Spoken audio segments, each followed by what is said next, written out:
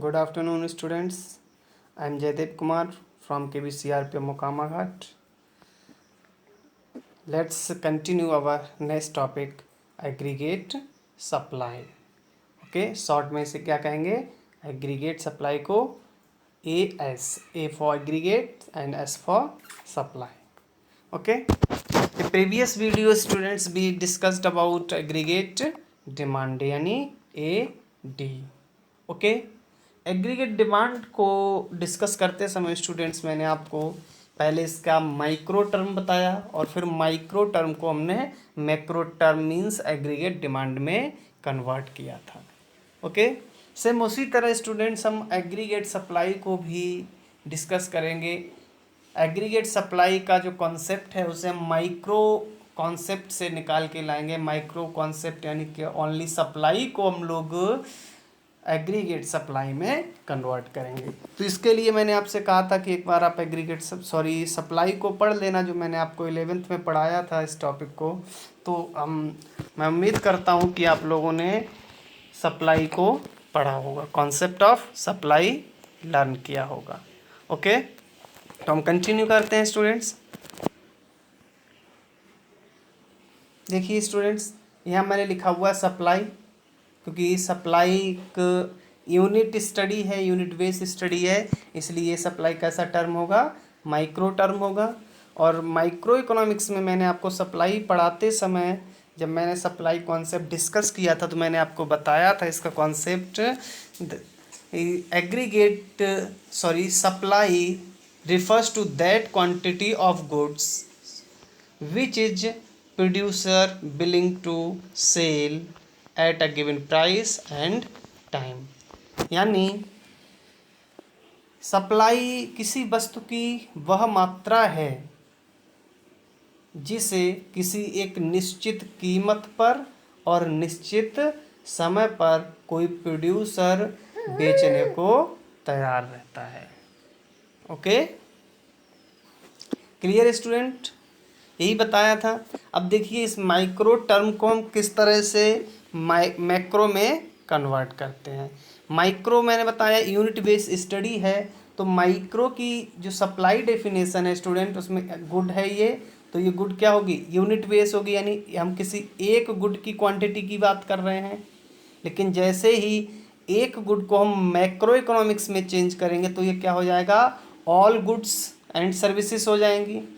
किसी भी, क्योंकि इकोनॉमी को हम एक यूनिट बेस स्टडी करते हैं मैक्रो इकोनॉमिक्स में, और यूनिट बेस स्टडी करेंगे तो इकोनॉमी में जितनी भी गुड्स प्रोड्यूस की जाती हैं, जितनी सर्विसेज प्रोड्यूस की जाती हैं स्टूडेंट्स, उन सब की जो हम मॉनेटरी, क्योंकि मैंने बताया कि कुछ गुड्स को मेजर किया जाता है मीटर्स में, कुछ गुड्स को मेज़र किया जाता है किलोग्राम में, कुछ गुड्स को हम मेज़र करते हैं क्वांटिटी लीटर्स में. ओके, तो जब हम एक साथ सभी कमोडिटीज़ की बात करते हैं, ऑल गुड्स एंड सर्विसेज की बात करते हैं स्टूडेंट्स, तो हम जानते हैं कि सभी गुड्स को एक साथ सम नहीं किया जा सकता. इसीलिए हम क्या करते हैं? उनकी मनी वैल्यू निकाल लेते हैं, मनी वैल्यू कैलकुलेट कर लेते हैं, और यही money value of all goods and services ये स्टूडेंट क्या होगा? ये किसी एक गुड जो माइक्रो इकोनॉमिक वेरिएबल है उसी का मैक्रो इकोनॉमिक वेरिएबल होगा. Single good all goods. Okay, clear है? तो सिंगल गुड्स का मैक्रो इकोनॉमिक वेरिएबल स्टूडेंट क्या होगा? Value of all goods and services. ठीक है. अब यहाँ क्या है? Producer billing to sell. यहाँ हम किसी एक प्रोड्यूसर की बात कर रहे हैं, लेकिन जैसे हम सिंगल प्रोड्यूसर को मैक्रो टर्म में चेंज करेंगे यानी एग्रीगेट टर्म में चेंज करेंगे स्टूडेंट, तो ये क्या हो जाएगा? All producers of an economy. एक इकोनॉमी के जितने भी प्रोड्यूसर हैं, तो वो भी हर प्रोड्यूसर अपने प्रोडक्ट को सेल करने की विलिंगनेस देगा. तो हम क्या कह सकते हैं? All planned to sell. क्या बोलेंगे स्टूडेंट्स इसे? Plan to sell. All producer plan to sell, यानी प्रोड्यूसर बिलिंग टू सेल का मैक्रो पार्ट वेरिएबल क्या होगा, all producer planned to sell. Okay, और प्राइस का मैं आपको एग्रीगेट सप्लाई में ही बता चुका हूँ। प्राइस का जो मैक्रो इकोनॉमिक वेरिएबल होगा वो क्या होगा, प्राइस लेवल होगा। और टाइम का जो मैक्रो इकोनॉमिक वेरिएबल होगा वो एक पीरियड होगा, और ये पीरियड हम क्या यूज़ करते हैं स्टूडेंट, फाइनेंशियल ईयर यूज़ करते हैं। ओके, अब हम क्या करेंगे कि जितने भी इस सप्लाई की डेफिनेशन में हमने माइक्रो इकोनॉमिक वेरिएबल यूज़ किए हैं, इन सब को इन मैक्रो इकोनॉमिक वेरिएबल से रिप्लेस कर देंगे तो हमें एग्रीगेट सप्लाई का कॉन्सेप्ट मिल जाएगा। ओके, थोड़ा क्लियर कर लेते हैं। देखिए, फर्स्ट का macro economic variable money value of all goods and services, second plan to sell, third price level, and fourth financial year. इन्हीं को कहाँ कहाँ रिप्लेस करना है, value of all goods and services को आप क्वांटिटी ऑफ गुड्स से replace कर देंगे, प्रोड्यूसर बिलिंग टू सेल इसको आप प्लान्ड टू सेल से कन्वर्ट कर देंगे। जहाँ प्राइस लिखा है इस प्राइस को प्राइस लेवल में कन्वर्ट कर देंगे, और जहाँ टाइम लिखा है वहाँ पर आप क्या लिख देंगे, फाइनेंशियल ईयर लिख देंगे स्टूडेंट्स। तो ये सप्लाई का जो माइक्रो इकोनॉमिक कॉन्सेप्ट है ये चेंज हो जाएगा मैक्रो इकोनॉमिक्स कॉन्सेप्ट जो कि एग्रीगेट सप्लाई होगा। ठीक है, तो रिप्लेस करके यहाँ पर देखिए साइन दिया है, यहाँ लिखते जाते हैं।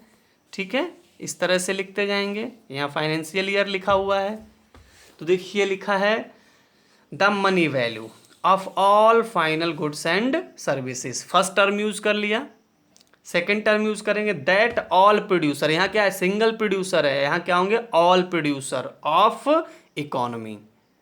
आर यहाँ क्या था, बिलिंग थी, यहाँ प्लान्ड टू सेल, क्योंकि सारे प्रोड्यूसर का अपना अपनी बिलिंगनेस होगी, यानी सब अपना अपना कोई एक प्लान कर रहे होंगे।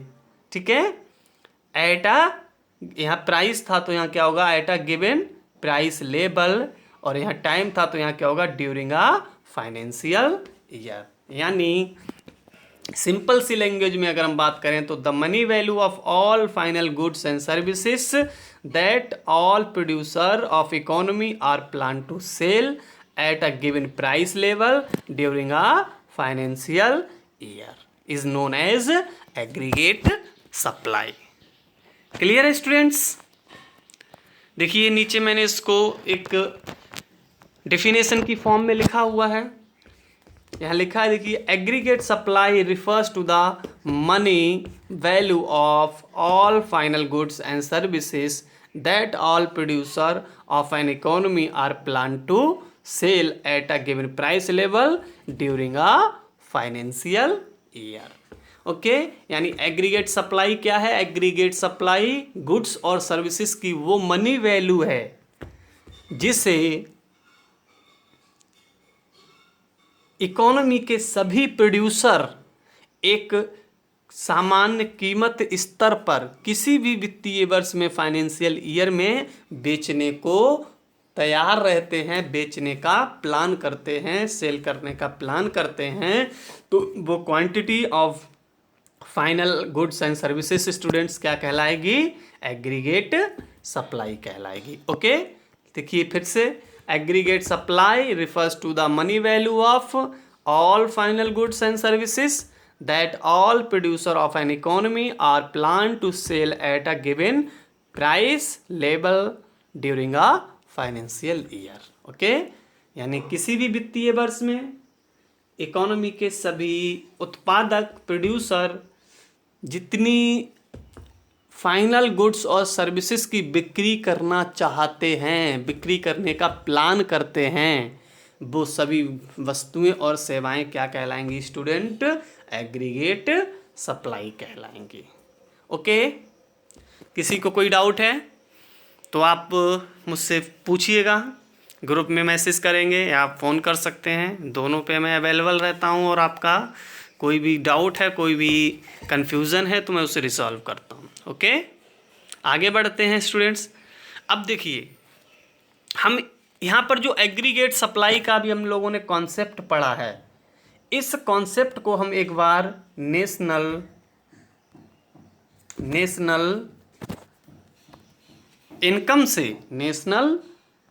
इनकम से क्या करेंगे, रिलेट कर लेंगे।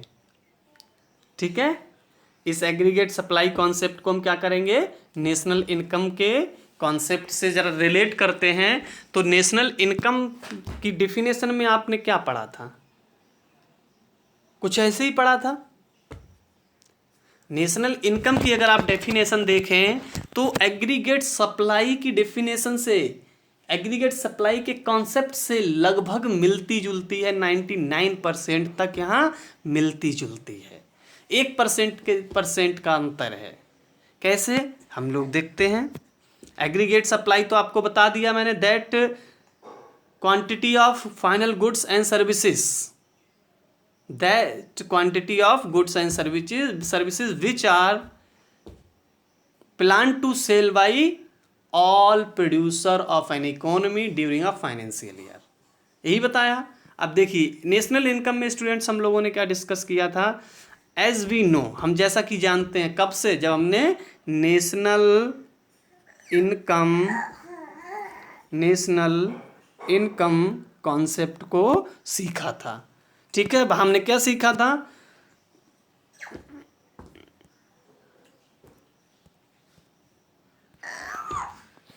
कि मनी वैल्यू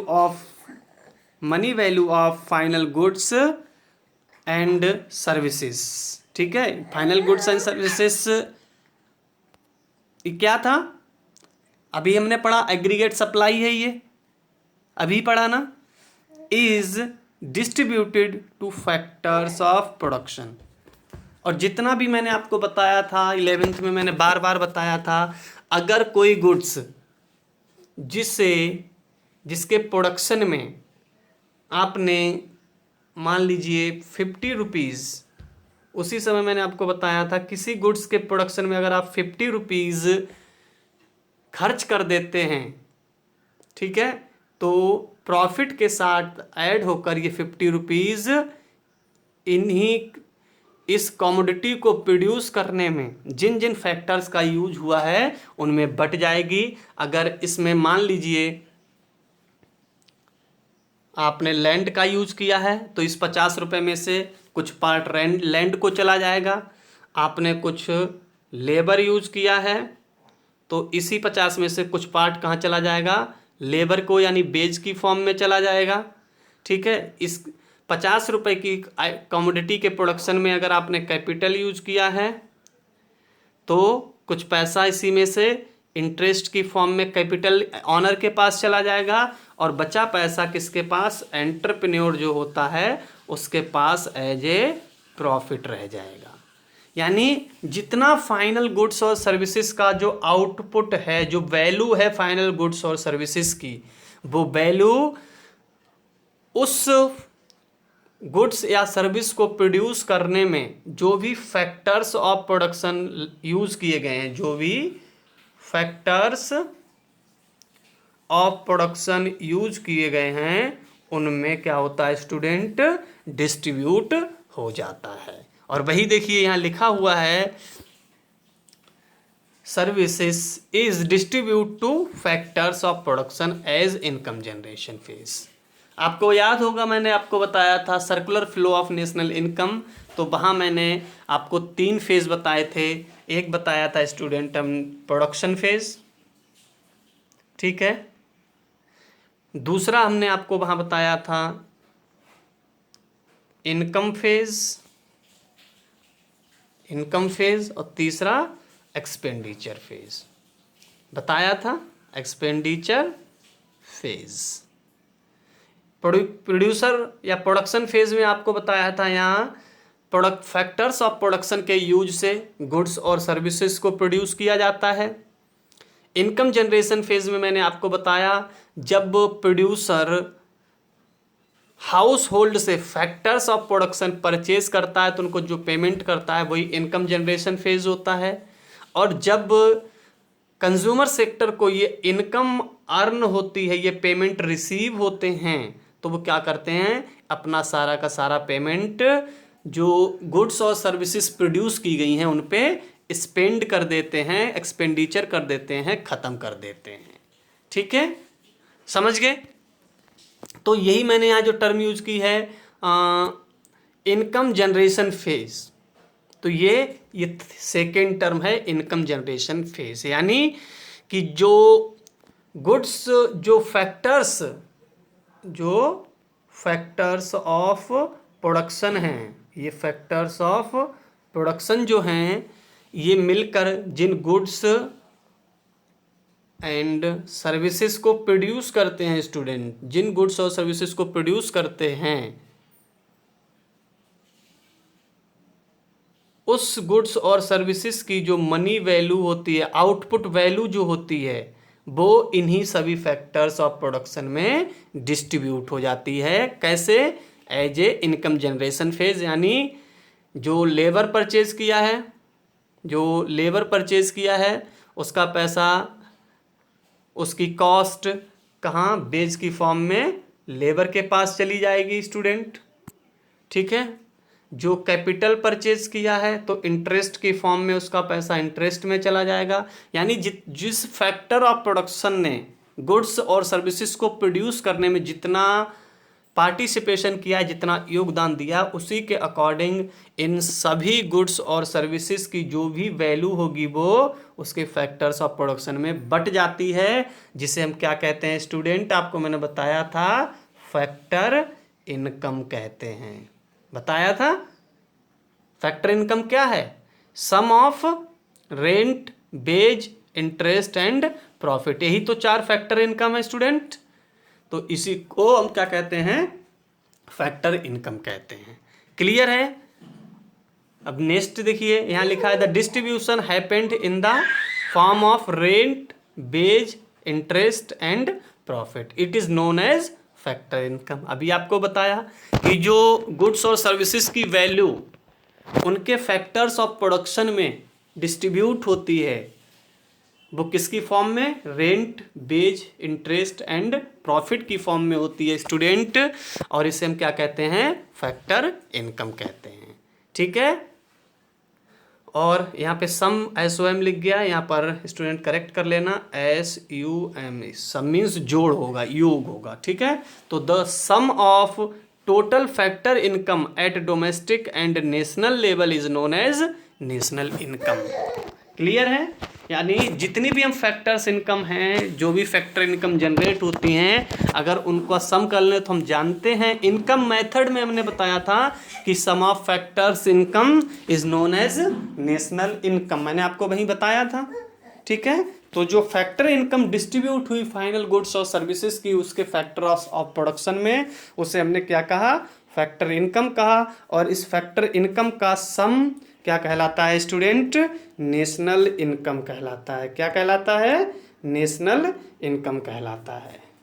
और ऊपर अभी मैंने आपको क्या बताया, जो money value of goods, final goods and services है, ये क्या है, एग्रीगेट सप्लाई है। और नीचे तक एलेबोरेट करते करते जब हम आए थर्ड, हमने पॉइंट को एलेबोरेट किया तो पता चला जो money value of final goods and services यानी AS है, वही क्या है स्टूडेंट, नेशनल इनकम है। क्लियर है? तो ये जो नेशनल इनकम है स्टूडेंट्स, ये नेशनल इनकम और एग्रीगेट सप्लाई दोनों क्या हैं, सेम कॉन्सेप्ट हैं। इनकी अगर आप वैल्यू कैलकुलेट करोगे स्टूडेंट्स तो दोनों की वैल्यू सेम होंगी। यानी we can say that the aggregate supply and national income both are same और वन, यानी दोनों ही क्या है, नेशनल इनकम और एग्रीगेट सप्लाई क्या है, दोनों एक ही हैं या दोनों सेम कॉन्सेप्ट हैं, दोनों में कोई अंतर नहीं है। ठीक है, ओके। तो हम देखिए लिखा है national income and aggregate supply both are one और सेम थिंग। ओके, क्लियर है? यानी अगर हम एग्रीगेट सप्लाई लिखते हैं तो इसको इनकम यानी बाई माना जाता है। क्योंकि इकोनॉमिक्स में नेशनल इनकम को या इनकम को बाई से स्टूडेंट डिनोट करते हैं, यानी AS is equal to by हम लिख सकते हैं। क्लियर है? आगे बढ़ते हैं। देखिए नोट, नेशनल इनकम यहाँ पर मिस हो गया है। National income can classified into two parts, consumption and saving, because income can be use either for consumption और savings. So national income can be write as, आप जानते हैं अगर आपको मान लीजिए 10 रुपए की या 100 रुपए की मानते हैं इनकम होते हैं, तो आप उस इनकम का यूज किस तरह से कर सकते हैं स्टूडेंट्स? आपको 100 रुपीज़ की अगर इनकम होती है तो आप उसे कितनी तरह से यूज़ कर सकते हैं? उसके आप दो तरह से यूज़ कर सकते हैं। या तो आपने जो 100 रुपये आपको इनकम हुई, सारा का सारा आप क्या करेंगे? स्पेंड कर देंगे, ख़त्म कर देंगे, जिसे हम क्या कहते हैं स्टूडेंट्स? कंजम्पशन कहते हैं। और अगर आपने सारी की सारी इनकम कंजम्पशन नहीं की तो वो क्या हो जाएगी? आपकी सेविंग्स हो जाती हैं। क्या हो जाती हैं? सेविंग्स हो जाती हैं। समझ रहे हैं? मैथमेटिकल एग्जांपल से समझिए, एक न्यूमेरिकल एग्जांपल से मान लीजिए आपकी इनकम 100 है और आपने 100 का 100 मान लीजिए स्पेंड कर दिया, तो आपके पास कुछ बचेगा? 0, कुछ नहीं बचेगा। यानी सेविंग आपकी क्या होंगी? 0, क्योंकि आपने सारा कंज्यूम कर लिया। अगर आप सारा का सारा इनकम अपना कंज्यूम नहीं करते, मान लीजिए 80 रुपीज़ कंज्यूम कर लेते हैं, तो आपके पास 20 रुपये ऐसा बचेगा जो आपने कंज्यूम नहीं किया है। तो एक जो कंज्यूम नहीं किया है स्टूडेंट, इसी को हम क्या कहते हैं? Saving. That part of income which is not use for consumption is known as saving. यानी आपकी इनकम का वह पार्ट, वो हिस्सा जिसे आपने कंजम्पशन में यूज नहीं किया है, उसे हम क्या कहते हैं? सेविंग कहते हैं। और जो पैसा आपने खर्च कर दिया अपनी वांट्स को, अपनी नीड्स को सेटिस्फाइड करने के लिए, गुड्स और सर्विसेज को परचेज कर लिया, उसे हम क्या कहते हैं स्टूडेंट? कंजम्पशन कहते हैं। तो आप अपनी इनकम का या तो कंजम्पशन कर सकते हैं या फिर कंजम्पशन नहीं करेंगे तो वो सेविंग हो जाती हैं। यानी आपकी इनकम के दो पार्ट हो सकते हैं, एक पार्ट होगा आपका कंजम्पशन और दूसरा पार्ट क्या होगा? आपका इनकम। इसी तरह से नेशनल इनकम को भी स्टूडेंट दो पार्ट में बांटा जाता है। नेशनल इनकम या तो लोगों ने कुछ कंजम्पशन की होगी, और जो नेशनल इनकम को कंज्यूम नहीं किया होगा वो क्या होंगी स्टूडेंट? सेविंग्स होंगी। क्लियर है? यस, यानी नेशनल इनकम के दो कंपोनेंट हो सकते हैं, कंजम्पशन प्लस सेविंग्स। ओके, यहाँ आगे बढ़ते हैं। As we know that national income and aggregate supply both are same term, so value of both are and, एक मिनट, yes, as we know that national income and aggregate supply both are same terms and value of both are also same, so we write. अभी मैंने आपको बताया कि जो value दोनों होती हैं, या नेशनल इनकम और एग्रीगेट सप्लाई दोनों सेम टर्म होती हैं, और आप अगर इसकी वैल्यू कैलकुलेट करेंगे तो वैल्यू भी दोनों सेम होंगी। इसका मतलब हम इनको इस तरह से भी लिख सकते हैं, aggregate supply is equal to by. क्यों? दोनों सेम हैं इसलिए इक्वल टू बाई लिख सकते हैं। और हम जानते हैं बाई के दो पार्ट हो जाते हैं, सी प्लस एस, यानी Y is equal to C plus S, यानी इसे हम इस टर्म में लिख सकते हैं, A S is equal to Y is equal to C plus S. तीनों टर्म क्या हैं? सेम हैं, सी प्लस एस होगा स्टूडेंट ये। ओके, या और अगर हम इसे सिंप्लीफाई करें तो हम इसे लिख सकते हैं, क्योंकि बाई और ए एस क्या है? दोनों सेम है, तो हम दोनों को एक दूसरे से रिप्लेस कर सकते हैं, यानी A S is equal to C plus S भी लिखा जा सकता है। इसका मतलब एग्रीगेट सप्लाई के स्टूडेंट दो कंपोनेंट्स होते हैं, एक सेविंग और दूसरा कंजम्पशन। ओके, तो यहाँ लिखा भी है this means aggregate supply contains two component consumption and saving, यानी AS equal to C plus S। Okay, ठीक है स्टूडेंट्स, उम्मीद करता हूँ आपको एग्रीगेट सप्लाई का कॉन्सेप्ट क्लियर हो गया होगा। फिर आप इस वीडियो को देखिए, एक बार समझ नहीं आता है तो एक बार और देखिए, फिर भी कोई कन्फ्यूज़न रहता है, कोई डाउट रहता है तो आप मेरे साथ शेयर कीजिए, मैं आपके डाउट्स और कन्फ्यूज़न को रिजॉल्व करता हूँ। ठीक है, और इस वीडियो में मैंने आपको एग्रीगेट सप्लाई का कॉन्सेप्ट बताया। अगली वीडियो में हम इसका ग्राफिकल रिप्रेजेंटेशन, न्यूमेरिकल रिप्रेजेंटेशन देखेंगे और उसके बाद नेक्स्ट टॉपिक डिस्कस करेंगे। तब तक के लिए आप इस कॉन्सेप्ट को ध्यान से पढ़िए। Okay, thank you.